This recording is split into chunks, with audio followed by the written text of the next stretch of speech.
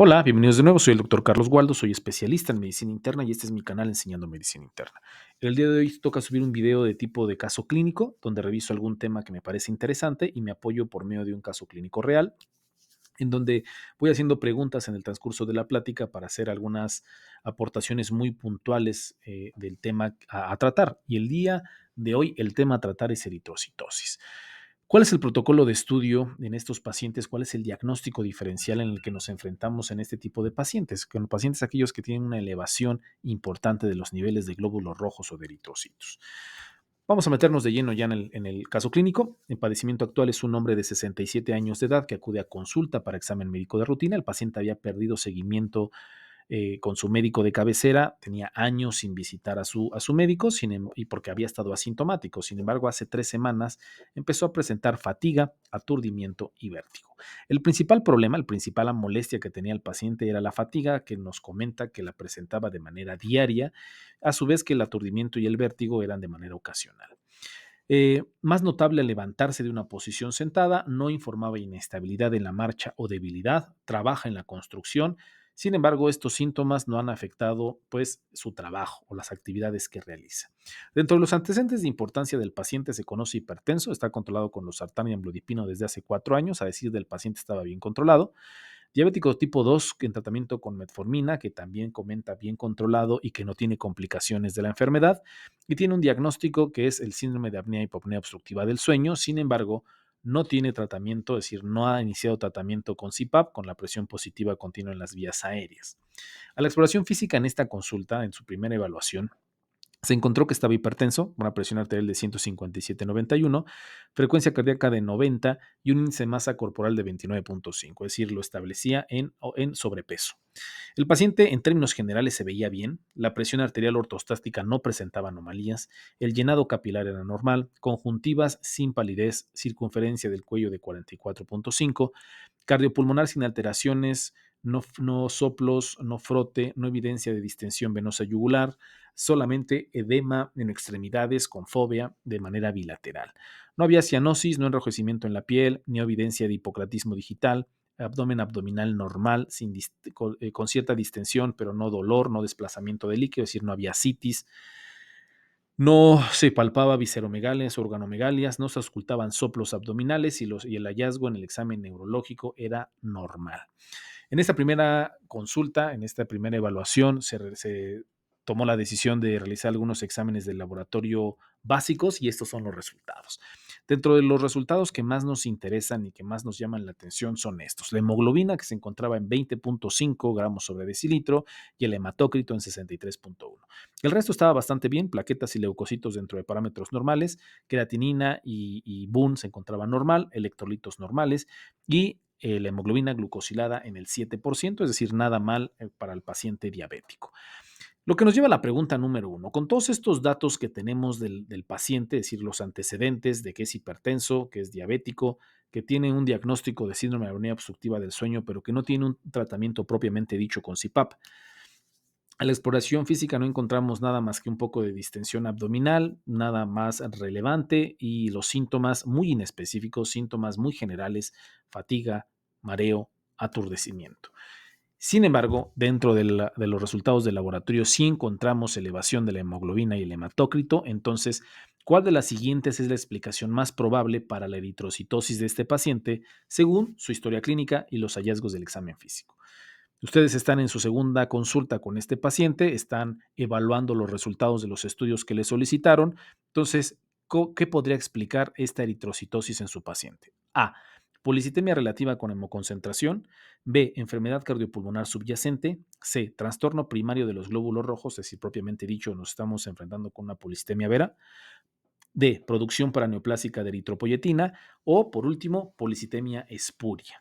Antes de ponernos a analizar cada una de las respuestas, cada una de las opciones que le estoy poniendo en la pregunta, sí me gustaría definir qué es eritrocitosis. La eritrocitosis o policitemia se define por un nivel elevado de hemoglobina de más de 16.5 gramos sobre decilitro en hombres o 16.0 gramos sobre decilitro en mujeres. O alternativamente un aumento del hematócrito más del 49% en hombres o 48% en mujeres. Este paciente tenía hemoglobina de 20 con un hematócrito de 63.1. O sea, cumplía la definición de eritrocitosis. Ahora sí, vamos a revisar dentro de las posibilidades diagnósticas cuál pudiera llegar a ser a lo que nos estamos enfrentando con este paciente. Una policitemia relativa. Se refieren a policitemia relativa a aquellas entidades en las que realmente los glóbulos rojos no están incrementados, sino que el volumen está concentrado. O sea, hay una contracción del volumen plasmático y nos da resultados falsamente elevados. Cuando la masa de glóbulos rojos no está incrementado, solamente hay una contracción del volumen plasmático.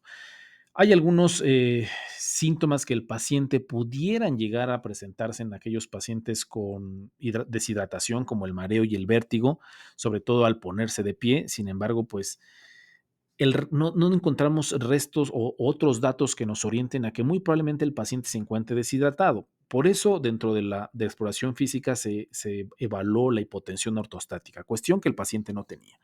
No había deshidratación de mucosas, no, el paciente tampoco, inclusive presentaba fobia en las extremidades inferiores, lejos de tener una deshidratación, no había alteración electrolítica, no había alteración renal, es decir, no había otros datos que nos sugirieran que el paciente estuviera cursando con una deshidratación que nos pudiera explicar esta elevación relativa de los glóbulos rojos. Obviamente la exploración física tiene baja sensibilidad para definir a ciencia cierta si se está cursando con una deshidratación, pero la verdad es que no nada nos orienta a que tenga un paciente una deshidratación y esto explicará la elevación de los glóbulos rojos. ¿Se puede descartar el diagnóstico? Pues obviamente no, pero dentro de las posibilidades no es la más fuerte.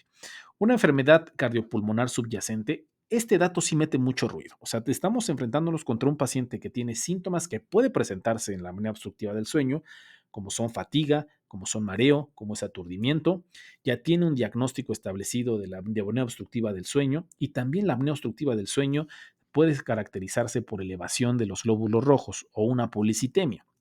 Entonces, sí pudiera llegar a ser que este paciente esté cursando con una enfermedad cardiopulmonar subyacente, porque en la apnea obstructiva del sueño lo que sucede es que hay una hipoxia nocturna. Esta hipoxia nocturna provoca un incremento en la producción de eritropoyetina, que la eritropoyetina estimula la médula ósea y a su vez la médula ósea produce mayor cantidad de glóbulos rojos. Entonces, este diagnóstico en específico no lo podemos descartar. Mete mucho ruido en los antecedentes del paciente y pudiera estar explicando muchas de las cuestiones que se están presentando.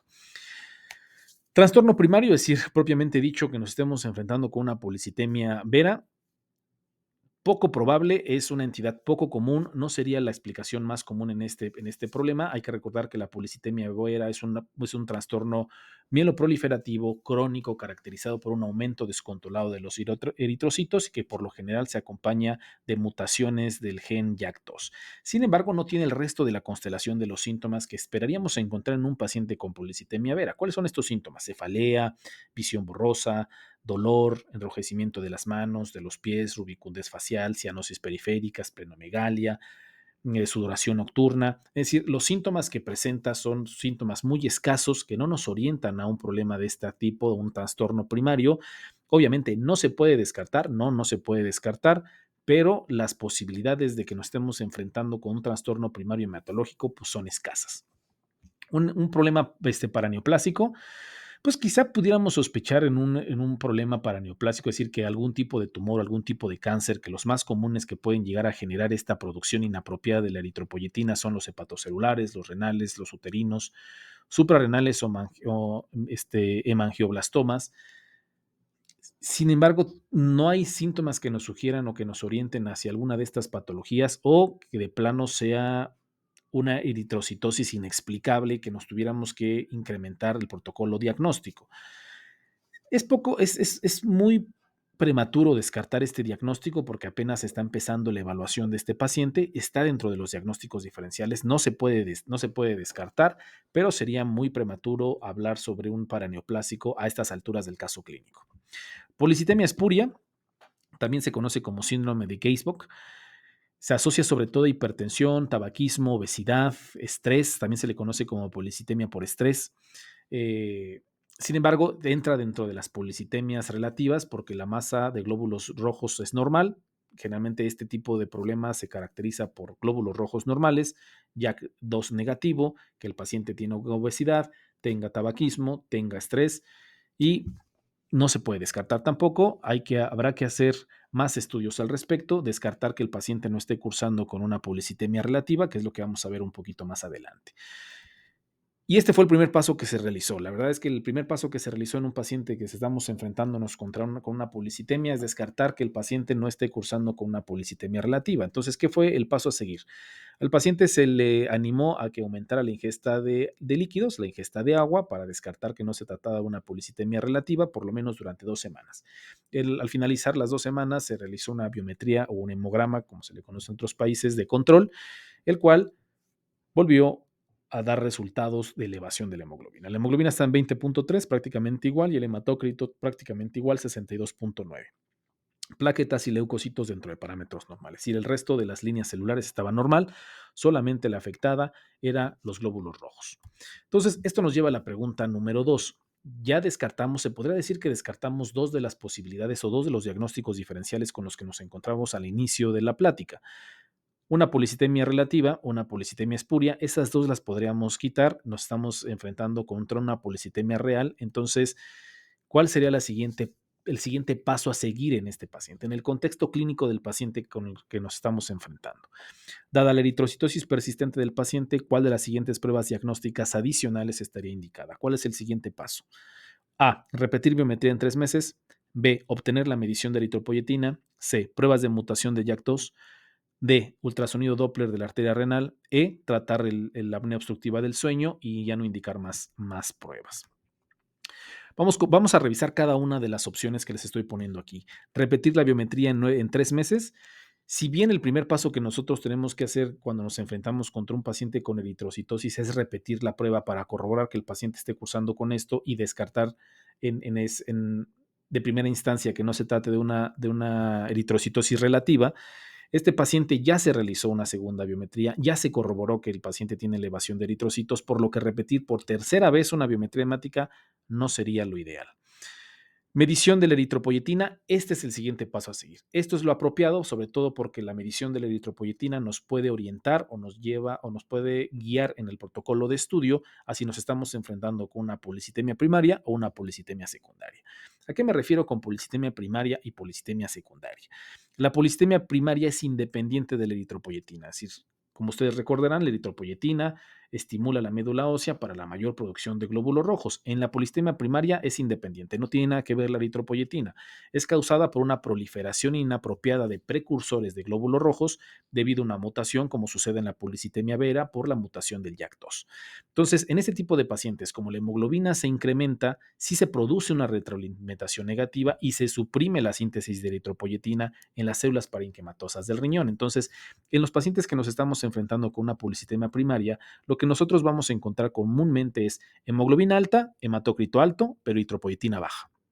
Al contrario, por ejemplo, de una polistemia secundaria, que esta sí es causada por incremento en los niveles de eritropoyetina. Entonces, en la polistemia secundaria lo que vamos a encontrar es una hemoglobina elevada, un hematócrito elevado y eritropoyetina elevada. Entonces, el siguiente paso en este paciente que ya se descartó que sea una policitemia relativa es ver si es una policitemia primaria o una policitemia secundaria. Y entonces lo que se tiene que hacer son los niveles de eritropoyetina. Realizar el siguiente paso, una mutación de JAK2. Si bien la mutación de JAK2 es la mutación más común en la policitemia vera, como les había comentado, no sigue sin tener todo ese cuadro clínico que nos sugiera que el paciente pudiera tener este problema. Realizar una prueba de JAK2 previo a la realización de eritropoyetina en el contexto clínico de este paciente me parecería un poco apresurado. Sin embargo, hay alguna literatura, algunos artículos que nos comentan que si el paciente sí tiene un cuadro clínico sugerente de policitemia vera, es decir, todo esto que les comentaba, prurito, eritromegalia, sensación de plenitud abdominal, leucocitosis, trombocitosis, etcétera, etcétera, y todo nos orienta hacia que probablemente nos estemos enfrentando con una policitemia vera, pues sí valdría la pena realizar al mismo tiempo que la eritropoyetina para no perder tiempo la realización de JAK2. Pero cuando tenemos tan escasos síntomas como es el caso de este paciente que no nos orientan a una policitemia vera, quizá valga la pena no acelerar tanto el proceso, hacerlo gastar en balde al paciente y quizá hacer el estudio que nos ayude a determinar si es primaria o secundaria, que en este caso serían los niveles de eritropoyetina. Realizar un ultrasonido Doppler renal. le puse Koppler, es Doppler renal. Si bien la estenosis de la arteria renal es una causa de policitemia secundaria porque puede causar hipoxia local en el riñón, lo que incrementa la síntesis de eritropoyetina y a su vez el incremento de los glóbulos rojos, pues se debe de realizar sobre todo en aquellos pacientes en los que nos estamos enfrentando con una hipertensión arterial de difícil control, que tengamos soplos abdominales, cuestiones que no tiene el paciente, por lo que es poco probable que un ecodoppler nos dé más, más datos que, por ejemplo, los niveles de eritropoyetina. Tratar el síndrome de apnea obstructiva del sueño, definitivamente. O sea, este paciente, debido a que mete mucho ruido, que tenga este patología de base y que pudiera llegar a explicar todas las cuestiones que el paciente está teniendo, valdría la pena que el paciente se titulara para el CPAP y que empezara el tratamiento de manera inmediata.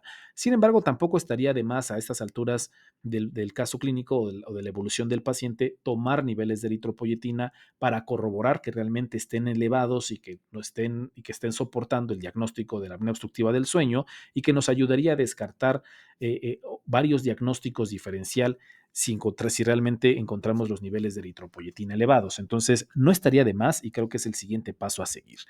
Entonces, ¿cuál fue la evolución del caso? Al paciente se le hizo una oximetría, una medición de oximetría de pulso que reveló que se encontraba la saturación en el 99% en reposo y del 97% en la deambulación. Se realizó una radiografía de tórax y se observó que tampoco había nada alterado. Esto sobre todo orientándonos a ver si pudiéramos descartar algunas causas cardiopulmonares y que también, como les vuelvo a repetir, metían ruido en el caso clínico del paciente. Entonces, no está de más realizar esta oximetría de manera ambulatoria y en reposo. Y también se hizo los niveles de eritropoyetina y los resultados fueron normales. El valor fue de 9.1 con un valor de referencia de entre 2.6 y 18.5. Se comentó que había la necesidad de hacer la titulación del CPAP e iniciar el tratamiento, por lo que se mandó a clínica del sueño, pero de igual manera se interconsultó al servicio de hematología para una valoración y que determinaran si el paciente requería y ameritaba mayor protocolo de estudio. Fue evaluado por hematología, se tomó la decisión de realizar dado al grado de eritrocitosis y que los niveles de eritropoyetina estaban inapropiadamente normales. Estaba muy raro que la eritropoyetina se encontrara normal porque los niveles de eritrocitos estaban muy altos. No estaban ni bajo ni muy alto, estaban anormalmente normales, digámoslo así. No es algo común que pudiéramos encontrar en este paciente porque no nos estaba orientando hacia ninguna parte, por lo que el servicio de hematología decidió realizar los niveles la prueba de mutación de JAK2, la cual resultó negativa. Al descartar que no se tratara de una policitemia primaria como la policitemia vera, hematología decidió realizar un estudio, un análisis de orina, un examen general de orina, donde lo más relevante fue una hematuria microscópica. Se encontraron rastros de hemoglobina y glóbulos rojos de 5 a 10 por campo. Entonces, debido a esta situación, el protocolo de estudio se dirigió hacia otra parte. Pero eso nos lleva a la pregunta número 3. ¿Cuál de las siguientes pruebas es la más adecuada? Con estos datos que tenemos hasta ahorita, con esta evolución que ha tenido el paciente, que ya se corroboró la poliglobulia, que se descartó la policitemia relativa, que ya se descartó que se trate de una policitemia primaria como una policitemia con una policistemia vera porque el JAK2 salió negativo, pero se encontraba una hematuria microscópica. ¿Cuál sería el siguiente paso a seguir? A, polisomnografía. B, un eco transtorácico con estudios de burbujas, ultrasonido renal, prueba de mutación de exón 9 de CALR y del exón 10 de MPL o una electroforesis de proteínas séricas. ¿Qué es lo que tendríamos que hacer? Vamos a analizar cada una de las respuestas como lo hemos venido haciendo en el transcurso de la plática. Polisomnografía, pues sí, eventualmente el paciente requerirá realizar una polisomnografía. El paciente necesita empezar con su CPAP, necesita que se titule y que inicie con CPAP. Sin embargo, en estos momentos no es la prueba a seguir porque esa es harina de otro costal. ¿Necesita hacerse polisomnografía? ¿Necesita iniciar CPAP? Sí, sí lo necesita. Pero necesitamos seguir estudiando si no hay algo más allá del problema del síndrome de apnea obstructiva del sueño. Un eco con burbujas, pues dentro de las condiciones que nos pueden provocar hipoxia, y generar esta elevación o generar un incremento anormal de la eritropoyetina y a su vez policitemia, tendríamos que descartar que tengamos un cortocircuito de derecha e izquierda que estuviera causando la hipoxia. Sin embargo, la oximetría de pulso que se realizó a este paciente, que se reportó normal, 99% en reposo y 97% en deambulación, es poco probable que nos estemos enfrentando con esto, con un shunt cardíaco, por lo que no sería el siguiente paso a seguir. Ultrasonido renal, este es el siguiente paso a seguir. Este es lo más importante, sobre todo porque nos estamos encontrando dentro de todo el análisis que hemos realizado hematuria microscópica. Y si podemos recordar dentro de los diagnósticos diferenciales que teníamos en un inicio, eran paraneoplásico, que tuviera una eritrocitosis paraneoplásica. Y entonces, si ustedes recuerdan, dentro de las posibilidades o dentro de los cánceres que pueden llegar a generar eritrocitosis, está el cáncer renal. Y como ya tenemos hematuria microscópica, pues por ahí nos vamos. Hacemos un ultrasonido. Debido a que no hay proteinuria, lo más seguro es que sea un problema urológico más que glomerular. Y dado que es mucho más accesible, se encuentra prácticamente en todos lados, los costos son mucho más bajos, más que una urotomografía, pues se realiza un ultrasonido renal junto con Doppler para ver también la circulación renal, que nos estamos enfrentando contra una estenosis de la arteria renal que también puede provocar una eritrocitosis secundaria. Entonces, el ultrasonido renal sería la mejor opción en este paciente, dado los hallazgos que tuvimos en el examen general de orina.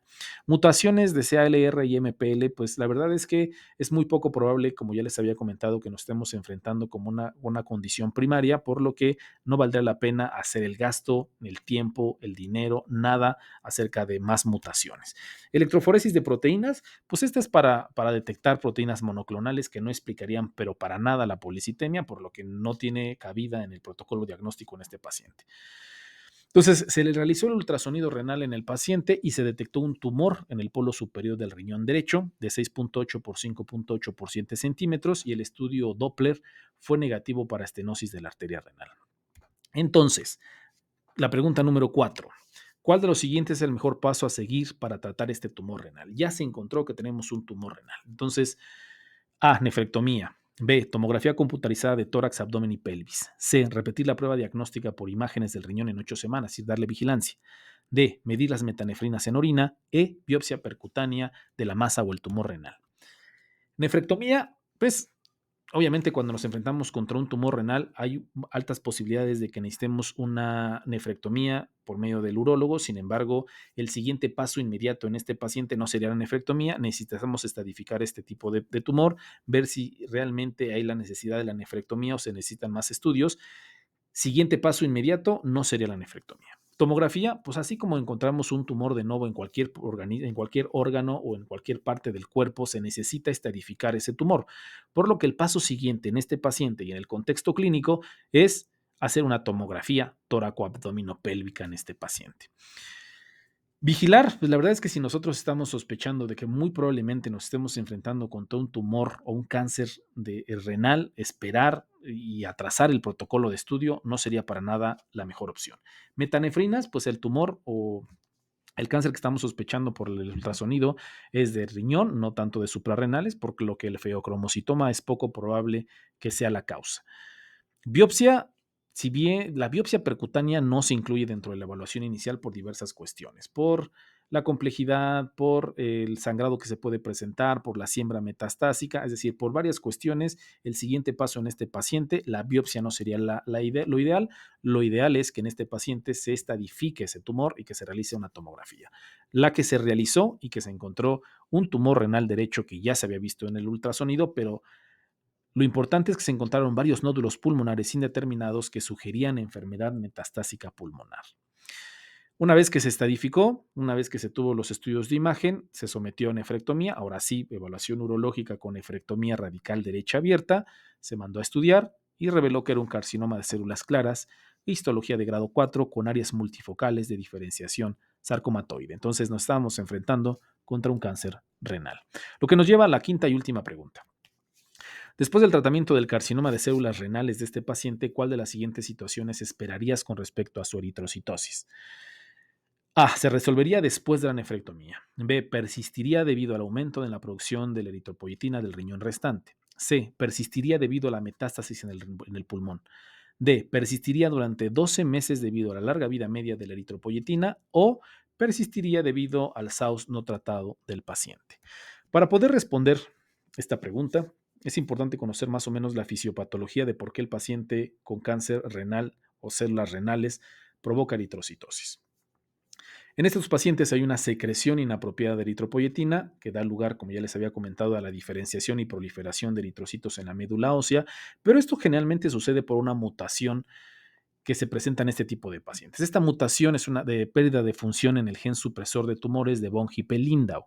Esto da lugar a una disminución en la degradación de los factores de transcripción que producen eritropoyetina en el contexto de hipoxia tisular, lo que da lugar a un aumento de la producción de eritropoyetina. Es decir, esta elevación de la eritropoyetina está dada directamente por el tumor, directamente por las células renales.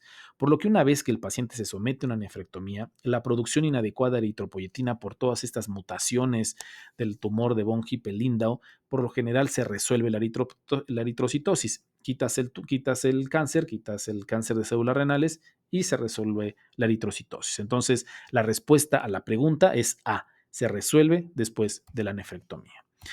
A manera de conclusión del caso, después de la nefrectomía se obtuvo un hemograma o una biometría hemática que documentó una mejoría del nivel de hemoglobina del paciente de 15.6, o sea, de 20.1 en un inicio bajó a 15.6 dentro de la normalidad y el hematócrito de 60.1 bajó a 47.7. El paciente se recuperó de su operación y actualmente se encuentra bajo vigilancia radiográfica. Dada la ausencia de aumento de intervalo del tamaño de sus nódulos pulmonares, no se ha iniciado terapia sistémica. La verdad es que el paciente le fue bastante bien. Y creo que este caso es muy interesante, sobre todo porque quizá de primera instancia a muchos nos quedaríamos con, tiene una eritrocitosis por el síndrome de apnea obstructiva del sueño que no está siendo tratado. Y quizá nos iríamos con ese diagnóstico y que no estaría tan equivocado, porque un gran porcentaje de pacientes con síndrome de apnea obstructiva del sueño, la eritrocitosis va a ser secundaria a esto. Entonces nos quedaríamos con esa opción diagnóstica y iniciaríamos tratamiento y a lo mejor vigilancia y estaríamos retrasando el diagnóstico y tratamiento de este paciente. Entonces, si bien todo nos orientaría a que muy probablemente sea este diagnóstico, pues valdría la pena hacer niveles de eritropoyetina para confirmar el diagnóstico que el paciente le está generando la eritrocitosis realmente el síndrome de apnea obstructiva del sueño. Y así nos vamos a encontrar con muchos pacientes en la práctica clínica, muchos pacientes que tendrán así estos distractores o estos antecedentes o patologías que meten mucho ruido y que nos distraen en el diagnóstico diferencial. Entonces, hay que tener mucho cuidado en estas situaciones. Antes de terminar, me gustaría hacer algunas puntuaciones muy, muy claras acerca del tema.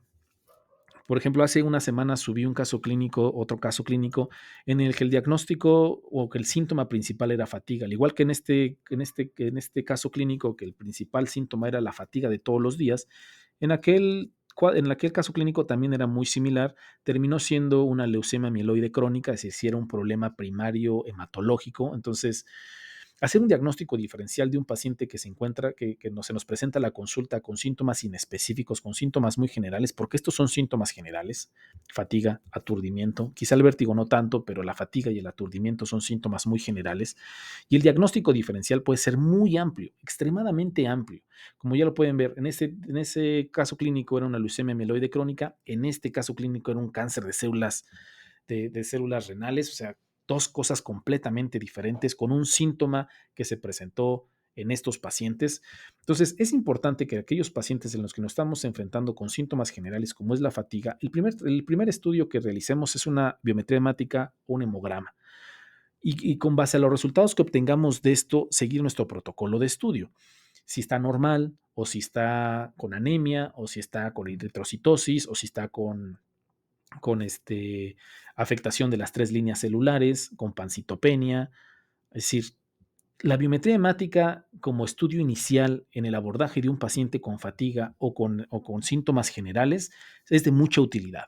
Pero para que sea de utilidad necesitamos saber los diagnósticos diferenciales. El médico tiene que tener conciencia de los diagnósticos diferenciales para que estar preparados en cuanto nos den el resultado del hemograma y de los estudios en general, pues a poder hacer un diagnóstico diferencial e ir descartando enfermedades.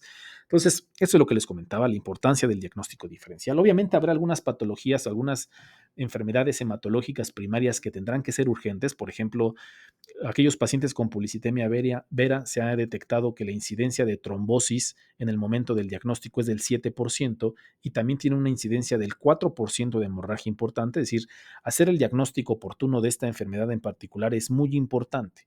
Entonces, si nosotros nos estamos enfrentando contra un paciente con eritrocitosis, pero aparte de todo tiene un cuadro clínico altamente sugerente, cefalea, prurito, eritromegalia, esplenomegalia, rubicondés, etcétera, etcétera, etcétera, se debe de realizar el estudio o el protocolo de estudio lo más rápido posible porque esta sí es una urgencia hematológica.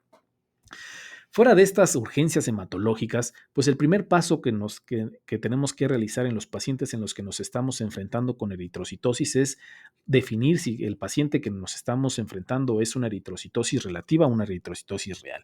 Y con eso, pues bueno, tenemos que tener en cuenta muchos factores del paciente. Obviamente los clínicos, que como ya les había comentado, pues no tienen una alta sensibilidad para descartar la deshidratación, pero cuadro clínico, electrolitos, función renal, hacer todo el abordaje completo para ver si realmente lo único que nos estemos enfrentando es un paciente con deshidratación y evitarle un protocolo de estudio innecesario. Entonces, el primer paso, descartar que sea una policitemia relativa. Si ya descartamos que sea una policitemia relativa y realmente nos estamos enfrentando con una eritrocitosis absoluta, entonces el siguiente paso, como les comenté en la plática, son niveles de eritropoyetina. Así definimos si es una policitemia primaria o una policitemia secundaria. Dentro de la eritrocitosis secundaria debemos de diferenciar si está inducida por hipoxia o si es una producción no fisiológica de la eritropoyetina. Esto lo podemos descartar sobre todo en las enfermedades cardiopulmonares con una oximetría. Si nosotros realizamos una oximetría y no hay una hipoxia y podemos descartar un cortocircuito cardíaco derecha-izquierda, también tenemos que si el paciente tiene antecedentes de tabaquismo, tiene síntomas de enfermedad pulmonar obstructiva crónica, si tiene síndrome de hipoventilación por obesidad, si tiene apnea obstructiva del sueño, entonces tenemos que hacer un abordaje. Siempre tenemos que descartar que no se trate la eritrocitosis de un problema cardiopulmonar y para eso es de mucha importancia, por ejemplo, los niveles o la oximetría de pulso que podemos realizar en este tipo de pacientes. Obviamente, si nos orientan hacia otro diagnóstico cardiopulmonar, pues valdrá la pena hacer una radiografía de tórax, una tomografía de tórax, una polisomnografía, etcétera, etcétera, etcétera. Y finalmente el paraneoplásico. Si los antecedentes del paciente pues, no nos orientan hacia ningún tipo de diagnóstico, se debe considerar un síndrome paraneoplásico por tumores productores de eritropoyetina, porque este diagnóstico es potencialmente mortal y no debe pasarse por alto. El caso de este paciente es bastante extraño porque sus niveles de eritropoyetina se encontraban normales. Y eso fue algo que le llamó la atención mucho a los hematólogos. O sea, este paciente está con eritrocitosis, ya se descartó eritrocitosis relativa, tiene un segundo estudio de hemoglobina elevada, pero la eritropoyetina está normal cuando debería de estar baja. Algo está pasando aquí, algo no cuadraba con este paciente y por eso se continuó el abordaje diagnóstico. Pero sí es una cuestión rara, no es algo normal que encontremos en un paciente con eritrocitosis paraneoplásica niveles normales de eritropoyetina. Entonces, si algo no encaja, si algo no está cuadrando en los pacientes, pues tenemos que ahondar más en este tipo de situaciones. Entonces, el carcinoma renal o células renales entre el 1 al 5% se asocian con eritrocitosis con fisiopatología que surge de mutaciones del gen VHL, como vimos en este caso, ¿no? Entonces, la verdad es que me pareció bastante interesante. No, afortunadamente, no, como ustedes ven, 1 a 5% de los pacientes con carcinoma de células renales puede provocar eritrocitosis. No es una cuestión a lo mejor que nos encontremos tan frecuentemente, pero me gustó mucho el caso porque nos ayuda a abordar cuál es el protocolo de estudio en estos pacientes, dejar algunos puntos muy claros de cuáles son los pasos a seguir cuando nos enfrentamos en la consulta con este tipo de personas, porque en ocasiones me he encontrado con algunos colegas que encuentran eritrocitosis y lo primero que piensan es en sangría. Vamos a hacerle la sangría para mejorar esa eritrocitosis.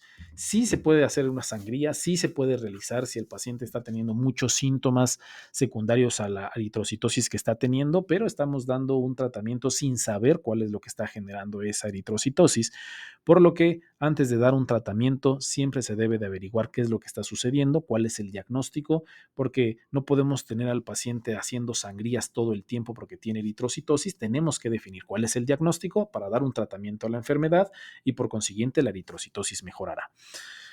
Espero que sea de su agrado, espero que les ayude en su práctica clínica. Si ustedes creen que este video puede ayudarle a alguien más, por favor háganselo llegar, compártanlo, déjenme algún comentario, algún tema que ustedes quieran que aborde, por favor háganmelo saber en los comentarios.